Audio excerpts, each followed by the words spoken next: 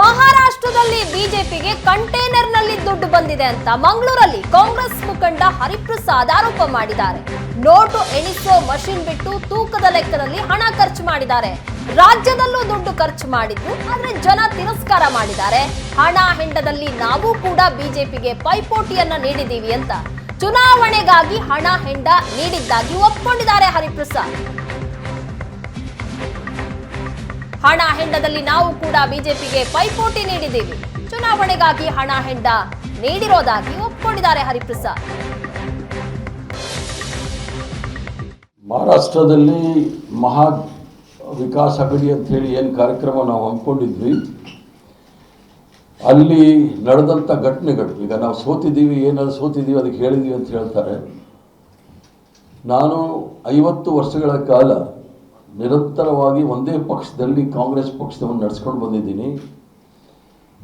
90ನೇ ಇಸ್ವಿಯಿಂದ ಹಣಕಾಸು ವಿಚಾರದಲ್ಲೂ ಸಹ ಮುಂದಿಟ್ಕೊಂಡು ನಡೆಸಿರ್ತಕ್ಕಂಥವನು.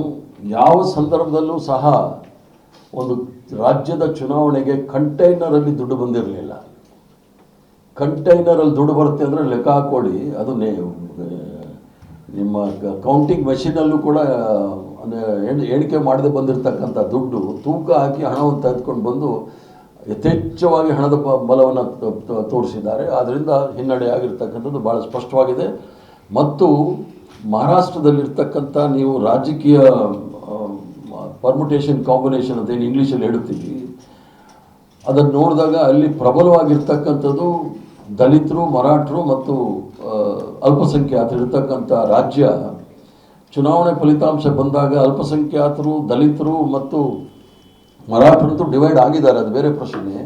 ಈ ಭಾಗದಲ್ಲೂ ಸಹ ಚುನಾವಣೆ ಅವರು ಗೆದ್ದಿದ್ದಾರೆ ಅಂತ ಹೇಳಿದ್ರೆ ಎಲ್ರಿಗೂ ಸಹ ಒಂದು ಸಂಶಯ ಬರುತ್ತೆ. ಆದ್ದರಿಂದ ಮಹಾರಾಷ್ಟ್ರದಲ್ಲಿ ಆಗಿರ್ತಕ್ಕಂಥದ್ದು ವಿಚಾರ ಬೇರೆ. ಬೇರೆ ರಾಜ್ಯಗಳಲ್ಲೂ ಸಹ ಇಲ್ಲೂ ಸಹ ಕರ್ನಾಟಕ ರಾಜ್ಯದಲ್ಲಿ ದುಡ್ಡು ಖರ್ಚಾಗಿಲ್ಲ ಅಂತ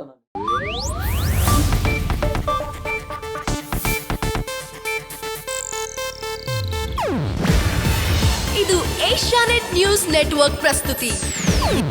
ನೀವು ನೋಡ್ತಿದ್ದೀರಾ ಏಷ್ಯಾನೆಟ್ ಸುವರ್ಣ ನ್ಯೂಸ್.